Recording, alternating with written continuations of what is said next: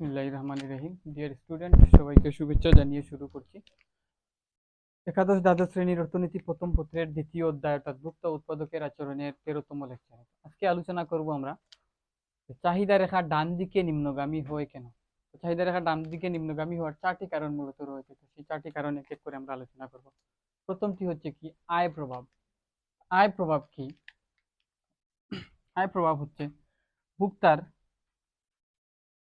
যদি প্রকৃত আয় যদি বৃদ্ধি পায় তাহলে চাহিদা বাড়ে। এখন আয় প্রভাবটা কিভাবে? যেমন দাম যদি কমে, কোনো একটি দ্রব্যের দাম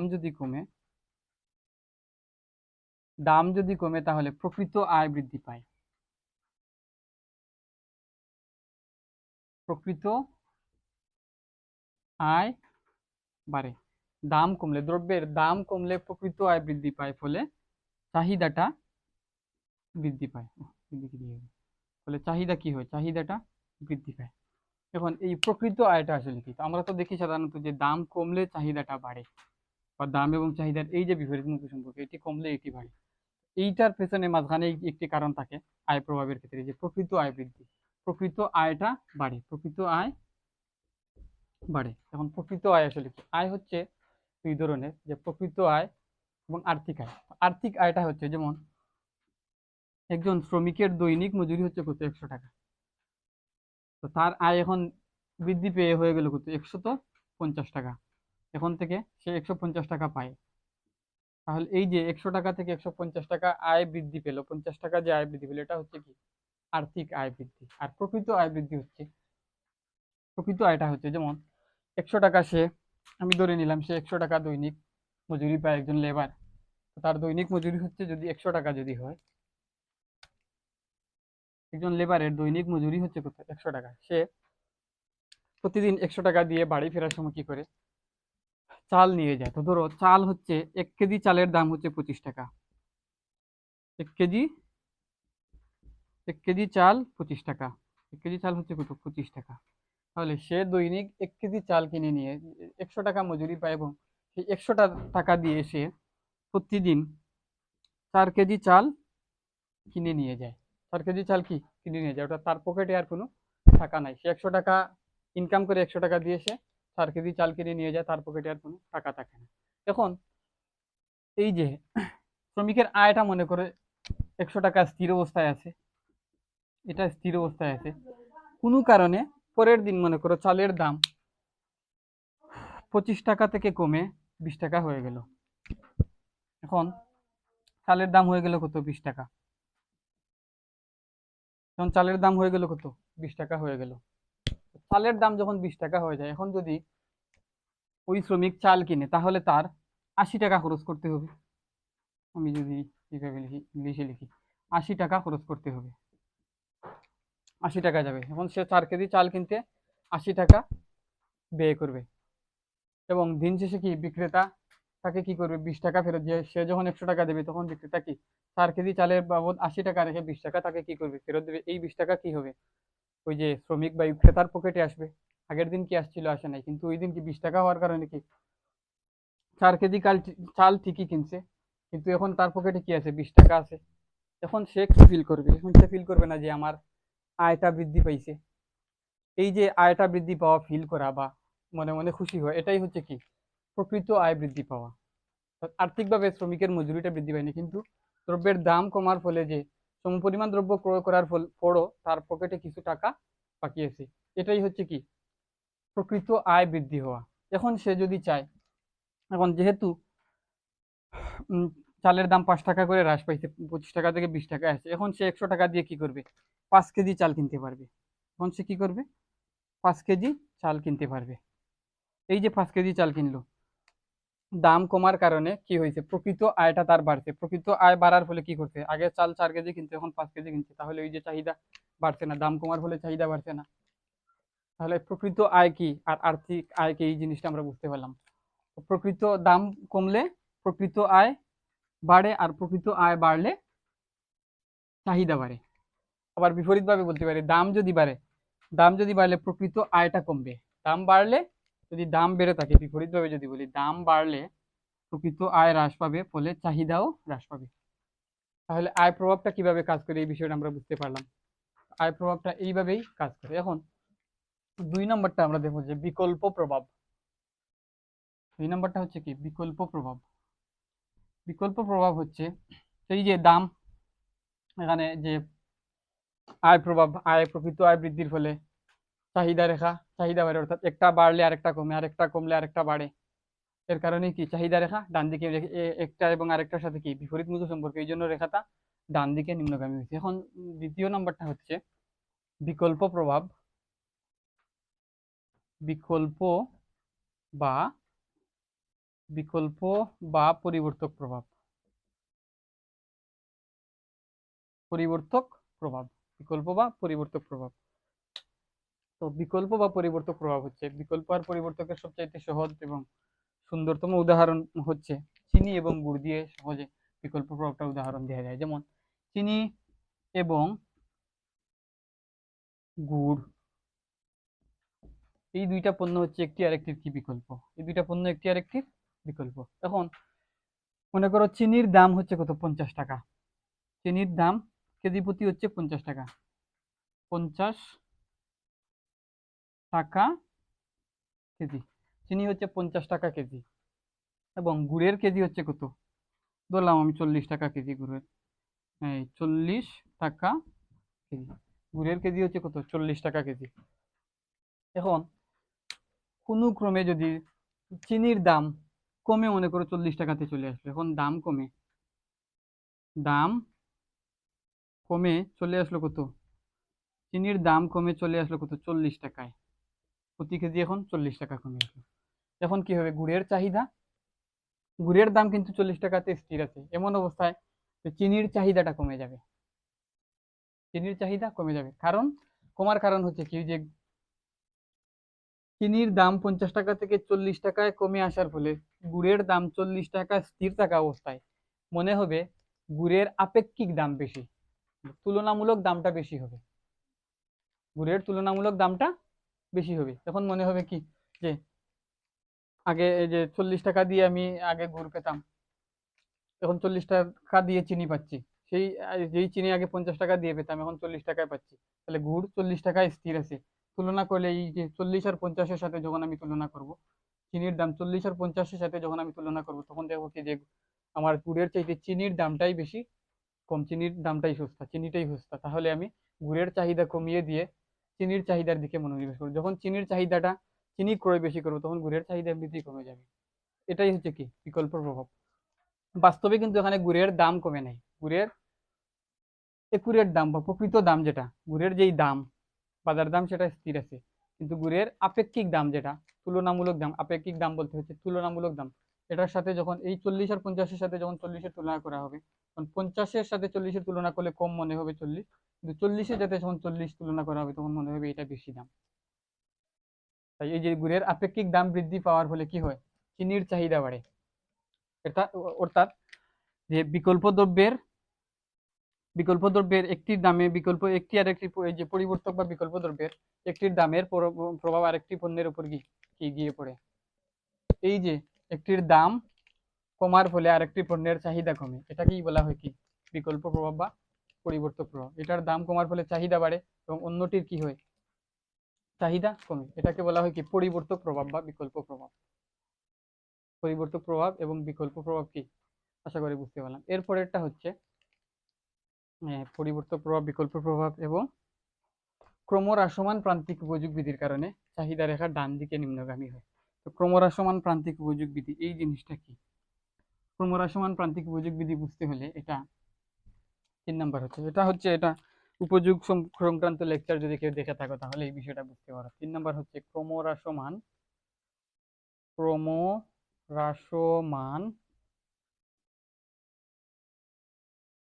প্রান্তিক উপযোগ বিধি। এখন ক্রমহ্রাসমান প্রান্তিক উপযোগ বিধি এই বিষয়টা কি, এই বিষয়টা হচ্ছে উপযোগের লেকচার যদি দেখে থাকো তাহলে এই বিষয়টা বোঝার কথা। ক্রমহ্রাসমান প্রান্তিক উপযোগ বিধি হচ্ছে দ্রব্যের বুক এক একক বৃদ্ধি করলে মোট উপযোগের যে পরিবর্তন হয়, এটাই হচ্ছে ক্রমহ্রাসমান প্রান্তিক বিধি। বা অথবা কোনো দ্রব্য এক একক বৃদ্ধি করলে সেই দ্রব্য থেকে প্রাপ্ত উপযোগ হচ্ছে ক্রমহ্রাসমান এই উপযোগ হচ্ছে প্রান্তিক উপযোগ। আর দ্রব্য বুক করলে যেহেতু বুক তার চাহিদা আস্তে আস্তে হ্রাস পায় বা উপযোগ আস্তে আস্তে হ্রাস পায়, এটাকে বলা হয় ক্রমহ্রাসমান প্রান্তিক উপযোগী। অর্থাৎ উপযোগটা কি হয়, ক্রমান্বয়ে হ্রাস পায়। যেমন প্রথম একক আম থেকে যদি আমি প্রথম একক আম যদি আমি বুক করি, তাহলে মনে করো এই আম থেকে বা আপেল থেকে, আমি বলছিলাম আপেলই বলি, এক একক আপেল যদি আমি বুক করি, তাহলে ওই আপেল থেকে প্রাপ্ত উপযোগ হচ্ছে মনে করো আমার 20 ইউটিল। 20 ইউটিল। যখন আমি আরেক একক একক আপেল আপেল বুক করব, দ্বিতীয় একক আপেল আপেল বুক করব, তখন মনে করো আমার উপযোগ হচ্ছে কত, 15 ইউটিল। এই যে দ্রব্যের বুক 1 থেকে 2 এক একক বৃদ্ধি পাইছে, ফলে প্রান্তিক উপযোগ কি 20 থেকে 15। প্রথম একক থেকে আমি 20 পাইছিলাম, দ্বিতীয় একক থেকে 15 পাইছিলাম। এই যে প্রান্তিক উপযোগ 5 একক কি হয়েছে, হ্রাস পাইছে। উপযোগ কি হয়েছে, প্রান্তিক উপযোগ কি 5 একক হ্রাস পাইছে। এই যে ক্রমান্বয়ে হ্রাস পায়। এখন আমি যদি আরেক একক আপেল বুক করি, তাহলে আমার প্রান্তিক উপযোগ মনে করো 10 হবে। তাহলে কি দ্রব্যের বুক 1 একক বৃদ্ধি করছে, আর আস্তে আস্তে কি হচ্ছে, ক্রমান্বয়ে প্রান্তিক উপযোগ কি হচ্ছে, হ্রাস পাচ্ছে। এটাই হচ্ছে ক্রমহ্রাসমান প্রান্তিক উপযোগ বিধি। এবং ক্রমহ্রাসমান প্রান্তিক উপযোগ বিধি এখন আমরা বুঝলাম। এখন বুঝি যে অর্থের প্রান্তিক উপযোগ বিধি কি, এই জিনিসটা এখানে রাখি। তখন আমি যখন দ্রব্য ক্রয় করব, দ্রব্য যখন বুক করবো, বুক করার জন্য কিনতে হবে, কেনার জন্য কি করতে হবে, আমাকে অর্থ ব্যয় করতে হবে। তাহলে অর্থ যদি আমি ব্যয় করে থাকি, তাহলে মার্শালের মধ্যে অর্থেরও প্রান্তিক উপযোগ আছে, এবং অর্থের প্রান্তিক উপযোগ কিন্তু স্থির। যেমন মনে করো প্রতি 1 টাকা প্রতি আমার কাছে মনে করলাম যে প্রতি 1 টাকায় আমি মনে করলাম যে আমার উপযোগ যদি আমি 1 টাকা ব্যয় করি, তাহলে কি আমার উপযোগ ত্যাগ হবে। অর্থটা যেহেতু অর্থের উপযোগ আছে, তার মানে এটা যদি আমি পাই, তার মানে আমি উপযোগ লাভ করব। আর এটা যদি ত্যাগ করি, তার মানে আমার উপযোগও ত্যাগ হবে। তাহলে 1 টাকা যদি ব্যয় করি, তাহলে আমি মনে করলাম যে কি আমার 2 ইউটিল উপযোগ ত্যাগ করলাম। আমি 1 টাকা ব্যয় করলে আমার কাছ থেকে 2 ইউটিল উপযোগের সমান ত্যাগ হইল, 2 ইউটিল উপযোগ ত্যাগ হইল, ফিল করলাম আমি। তাহলে আমি যদি 10 টাকা ত্যাগ করি, তাহলে আমার কি হবে, 20 ইউটিল। 20 ইউটিল কি উপযোগ ত্যাগ হবে। 10 টাকা ব্যয় করলে 20 ইউটিল উপযোগ ত্যাগ হবে। এখানে অর্থের যে প্রান্তিক উপযোগ, প্রতি 1 টাকায় 2 একক ধরলাম, আমার ক্ষেত্রে ধরলাম যে 1 টাকায় ফিল করলাম যে 1 টাকার প্রান্তিক উপযোগ হচ্ছে 2 ইউটিল। অর্থাৎ 1 টাকা ব্যয় করলে আমি 2 ইউটিল প্রান্তিক উপযোগ, 2 ইউটিল উপযোগ কি আমার কাছ থেকে ত্যাগ হবে। তাহলে 1 টাকার উপযোগ হচ্ছে প্রত্যেকবার যখন 1 টাকা করে ব্যয় করবো, তাহলে 2 টাকা করে দুই 2 ইউটিল করে উপযোগ আমার কাছ থেকে ত্যাগ হবে। তাহলে 1 টাকা থেকে যদি 2 ইউটিল উপযোগ ত্যাগ হয়, তাহলে 10 টাকা ব্যয় করে আমি 20 ইউটিল উপযোগ ত্যাগ করবো। এই জিনিসটা তো বুঝতে পারলাম। তাহলে 1 একক দ্রব্য থেকে আমি পাই কি 20 ইউটিল উপযোগ। আচ্ছা, তাহলে প্রথম আপেলের দাম যদি 10 টাকা হয়, প্রথম আপেলের দাম যদি 10 টাকা হয়, আমি এর থেকে উপযোগ ত্যাগ করছি কত ইউটিল, 20 ইউটিল। 20 ইউটিল 1 টাকা ব্যয় করার ফলে আমি উপযোগ ত্যাগ করছি 20 ইউটিল, এবং আপেলটা কিনেছি, কেনার ফলে আমি উপযোগ লাভ করেছি 20 ইউটিল। এই যে আমার ত্যাগকৃত উপযোগ এবং ক্রয়কৃত উপযোগ, দ্রব্য থেকে প্রাপ্ত উপযোগ, এই দুইটা কি হয়েছে, আমার সমান হয়েছে। এই দুইটা কি হয়েছে, আমার সমান হয়েছে। যদি এমন হয়, তাহলে কি হবে, ভোক্তা দ্রব্যটা ক্রয় করবে এবং ভোগ করবে। কারণ আমার যে পরিমাণ পাওয়ার কথা, আমি যে পরিমাণ উপযোগ ত্যাগ করবো, সেই পরিমাণ উপযোগ যদি আমি পাই, তাহলে আমার ত্যাগ করতে, যে অর্থটা ত্যাগ করতে আমার অসুবিধা নাই। কিন্তু আমি দ্বিতীয় একক আপেল যখন ক্রয় করব, তখন কি হবে, তখন আমি আরো 10 টাকা ব্যয় করব। তাহলে টোটাল ব্যয় হবে আমার কত, 20 টাকা। দ্বিতীয় একক আপেল বুক করার ফলে আমি উপযোগ পেয়েছিলাম এখানে 15 ইউটিল লিখেছিলাম। তাহলে দ্বিতীয় একক আপেল বুক করার ফলে আমার উপযোগ পেয়েছিলাম কত, 15 ইউটিল। এবং আমার উপযোগ, সরি, 10 টাকা ব্যয় করার ফলে আমার উপযোগ ত্যাগ হয়েছিল কত, 20 ইউটিল। 20 ইউটিল কি হয়েছে, হ্রাস পাইছে। এখানে মাইনাস চিহ্ন দিয়ে দেখালাম যে 20 ইউটিল কি হয়েছে, হ্রাস পাইছে।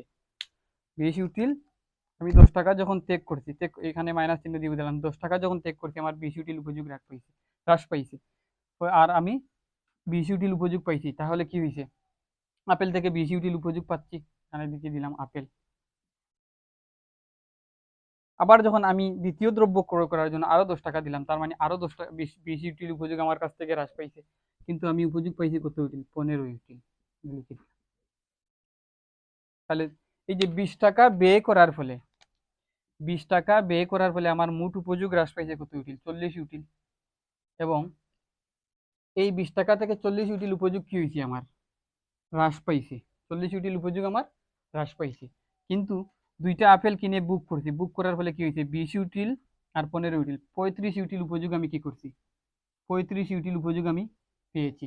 35 ইউটিল আমি উপযোগ পেয়েছি।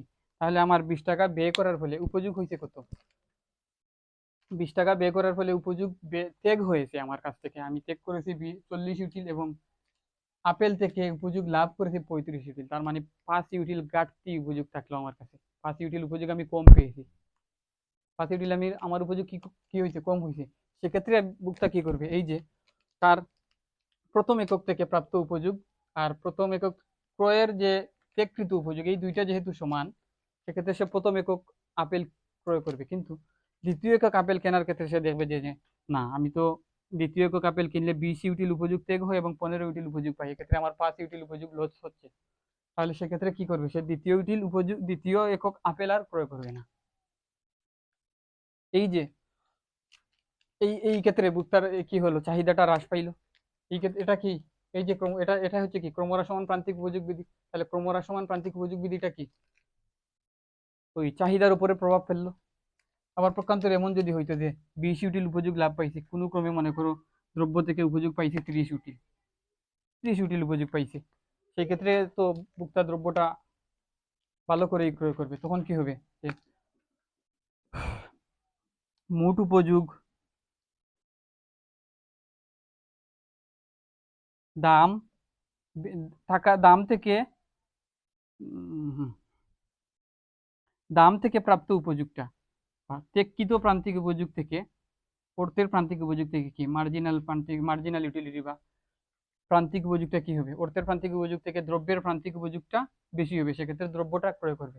যদি 30 একক হয়, 20 একক উপযোগ ত্যাগ করলো, 30 একক উপযোগ লাভ করলো, সেই ক্ষেত্রে কি 10 একক উপযোগ লাভ হইলো, সেক্ষেত্রে সে দ্রব্যটা ক্রয় করবে। এক্ষেত্রে কি হবে, চাহিদাটা বাড়বে। বাট যখন এইভাবে 20 একক 20 একক সমান হবে, এই পর্যন্ত ভোক্তা কি করবে, দ্রব্যটা ক্রয় করবে। যখন তার ত্যাগকৃত দ্রব্যের ত্যাগকৃত উপযোগ এবং প্রাপ্ত উপযোগ দুইটা সমান না হবে, অর্থাৎ ত্যাগকৃত উপযোগ যদি ছোট হয়, অর্থাৎ ত্যাগকৃত উপযোগ ধরলাম দাম, এই যে টাকাটা যদি টাকা থেকে প্রাপ্ত উপযোগটা যদি ছোট হয়, কি বলছি,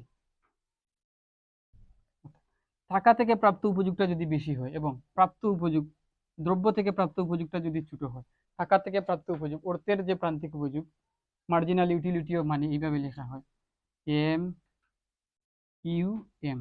মার্জিনাল ইউটিলিটি অফ মানি যদি বড় হয়, অর্থাৎ এবং মার্জিনাল ইউটিলিটি অফ প্রোডাক্ট বা এক্স দ্রব্য এখানে দিয়ে রাখলাম, মার্জিনাল ইউটিলিটি অফ প্রোডাক্ট এটা যদি ছোট হয়, সেক্ষেত্রে কি করবে ভোক্তা, দ্রব্যটি আর ক্রয় করবে না। অর্থাৎ তার অর্থের যে প্রান্তিক উপযোগ মার্জিনাল ইউটিলিটি অফ মানি, এটা হচ্ছে বেশি, মানে ত্যাগকৃত প্রান্তিক উপযোগটা বেশি এবং প্রাপ্ত উপযোগটা হচ্ছে কম, তাই সেটা দ্রব্যটা ক্রয় করবে না।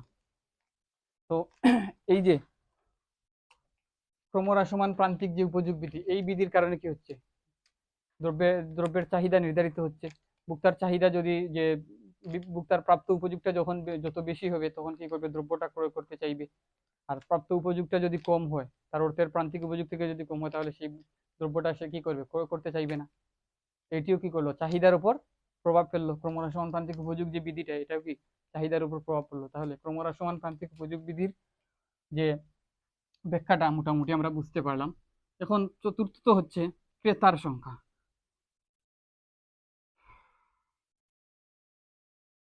ক্রমহ্রাসমান প্রান্তিক উপযোগ বিধি, ভোক্তার উপযোগ বেশি হলে কি দ্রব্য ক্রয় করবে, আর দ্রব্য ক্রয় করলে কি হবে, চাহিদা বাড়বে।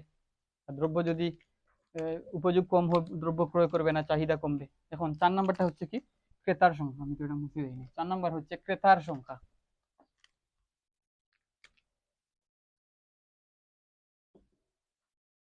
ক্রেতার সংখ্যা, ক্রেতার সংখ্যা কিভাবে এটার উপরে এফেক্ট ফেলে। ক্রেতার সংখ্যা হচ্ছে, মনে করো কোনো একটি দ্রব্যের দাম হচ্ছে 100 টাকা, কোনো একটি দ্রব্যের দাম 100 টাকা।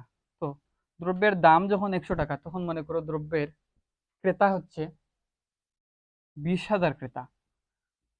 দাম দাম যখন 100 টাকা, তখন দ্রব্যের ক্রেতা 20,000 ক্রেতা ওই দ্রব্যটি ক্রয় করে। তখন কোনো ক্রমে উৎপাদনকারী দাম 100 টাকা থেকে কমিয়ে ওটা রেখে দিল কত, 80 টাকা। যখন 100 টাকা থেকে কমিয়ে 80 টাকা রাখলো ওই দ্রব্যটা, তখন কি হলো, বাজারে নতুন ক্রেতা আরো 5,000 ক্রেতা বেড়ে গেল, অর্থাৎ তখনকার ক্রেতা হয়ে গেল কত, 25,000 ক্রেতা তখন হয়ে গেল বাজারে।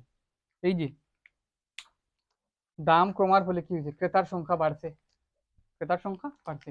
এই যে ক্রেতার সংখ্যা বাড়ার কারণে কি হয়েছে, চাহিদাও বাড়ছে। তাহলে ক্রেতার সংখ্যা কি করে, চাহিদার উপর বিরাট একটা প্রভাব ফেলে। আবার যদি দাম 80 টাকা থেকে বৃদ্ধি পেয়ে 100 টাকায় যায়, তাহলে 25,000 ক্রেতা থেকে কমে কি হবে, 20,000 টাকা, 20,000 ক্রেতায় চলে আসবে। অর্থাৎ দাম 100 টাকা যখন থাকে, তখন কি 20,000 মানুষ এটা কিনতে পারে, বাকি 5,000 মানুষ এটা ক্রয় করতে পারে না, তাদের কাছে এটা বেশি দামি মনে হবে। যখন 80 টাকা দ্রব্যটা রাখা হয়, তখন আরো 5,000 মানুষের ক্রয় ক্ষমতার ভেতরে কি চলে আসে, তখন কি হলো, বাজারে ক্রেতার সংখ্যাটা বেড়ে গেল। আবার 80 থেকে যখন 100 টাকায় নিয়ে আসা হবে, তখন কি হবে, 25,000 ক্রেতা 80,000 টাকা দিয়ে, 80 টাকা দিয়ে কিনতে পারতো। যখন 100 টাকা হয়ে গেল, তখন আর 5,000 ক্রেতা কি করলো, তাদের ক্রয় ক্ষমতার বাইরে চলে গেল, ফলে ক্রেতার সংখ্যা নেমে আসবে 20,000-20,000-এ। তাহলে ক্রেতার সংখ্যা কি, বাজারে যে চাহিদা বৃদ্ধি বা হ্রাসের পেছনে বড় একটা ভূমিকা পালন করছে। তো মোটামুটি আমরা চাহিদা রেখা ডান দিকে কেন নিম্নগামী হয়, এই বিষয়টার উপর কিছু আলোচনা করলাম।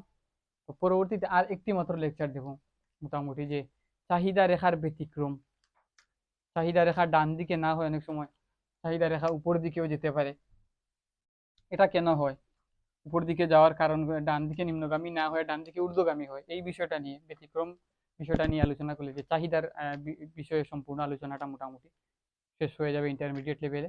সে পর্যন্ত সবাইকে ধন্যবাদ। আসসালামু আলাইকুম।